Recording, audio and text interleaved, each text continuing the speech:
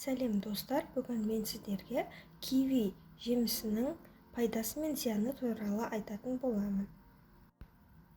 Киви бұл тек дәмді ғана емес, сонымен қатар денсаулығымызға керек нағыз пайдалы жеміс.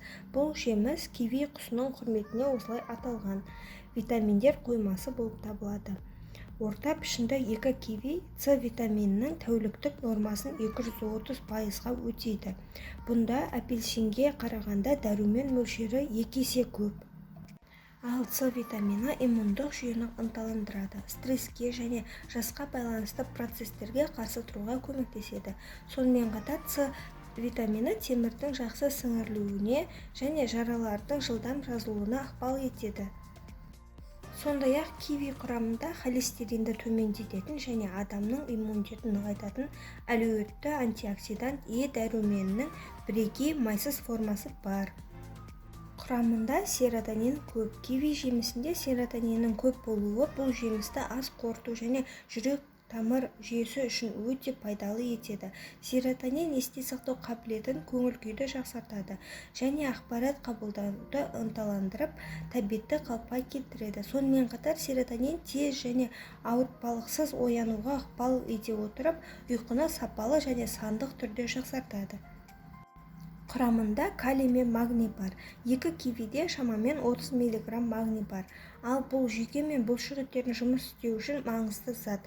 Сондай-ақ киви калийге бай. Онда калий мөлшері бананға қарағанда 2 есе көп. Ал кивиді үнемі тұтыну қан қысымын реттейді, инсульт және бүйрекке тас жиналу қаупін төмендетеді. Сондай-ақ остеопороз бен жүрек қан тамырлары ауруларының алдын алуға көмектеседі. Киви жемісі сонымен тыныс алу үшін өте пайдалы. Зерттеулер көрсеткендей, кивидің құрамында С витамині болғандықтан, ол тыныс алу органдарындағы ауыртпалықты жеңілдетіп, қырылдаудан, жөтелден және демігуден арылтады. Көру қабілетін жақсартады. Кивидің құрамында жасқа байланысты болатын көру қабілетінен айырылуға жол бермейтін фитохимиялық лютеин бар. Лютеин сондай-ақ көзімізді еркін радикалдардың зиянды әсерінен қорғайды. Адам ағзасы лютеинді өздігінен синтездей алмайды, сондықтан оны тек тағаммен ғана ала аламыз. Сондай-ақ кивидің құрамында зеаксантин бар. Ол заттың жетіспеушілігі көру қабілетіне кері әсер етеді. Кивидің қандай зияны бар? Кейбір адамдарда киви аллергиялық реакция тудыруы мүмкін.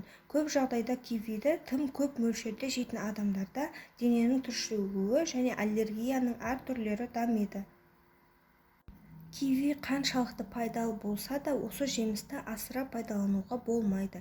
Киви жемісін көп жеу ісінуге, ал кейбір жағдайларда анафилаксияға әкелуі мүмкін. Сондай-ақ ісінуден бөлек кивиді көп мөлшерде тұтыну демікпе, бөртпе, терінің қызаруы және ауыз қуысының шырышты қабығының тітіркенуіне әкелуі ықтимал.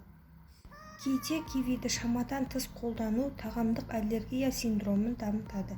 Мұндай жағдайда адамның ерні, тілі мен шырышты қабаты ісініп, аузында ауырсыну және қышу сезімі пайда болады.